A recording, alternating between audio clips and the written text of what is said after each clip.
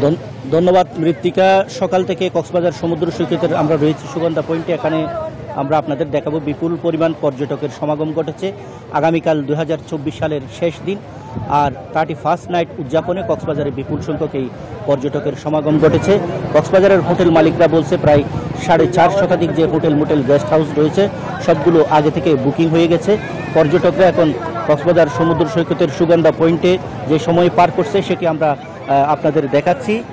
এখানে জেড স্কিতে করে পর্যটকরা সকালবেলার এই সময়টাতে সাগরে গোসল করে তারা সময় পার করছেন। আর আরেকটি বিষয়, কক্সবাজারের এবার 31st নাইটে সৈকতে কোনো ওপেন কোনো প্রোগ্রাম না হলেও বিভিন্ন হোটেল তাদের যে অভ্যন্তরীণ অতিথি রয়েছেন অভ্যন্তরীণ অতিথিদের জন্য তারা আয়োজন করছে। আর সব মিলে কক্সবাজার যেহেতু 31st নাইট উদযাপন না হলেও বিপুল সংখ্যক পর্যটকের সমাগম ঘটেছে বা এখনও আসছে, সে কারণে প্রশাসনের পক্ষ থেকে বিশেষ নিরাপত্তা নেওয়া হয়েছে। কক্সবাজারের পুলিশ সুপার মোহাম্মদ রহমতুল্লাহ গণমাধ্যমকে জানিয়েছেন যে এখানে নিশ্চিত নিরাপত্তার ব্যবস্থা করা হয়েছে যাতে কক্সবাজারে আগত পর্যটকরা নিরাপদ বোধ করেন, নিরাপদে এই বছরটা অতিবাহিত করতে পারেন।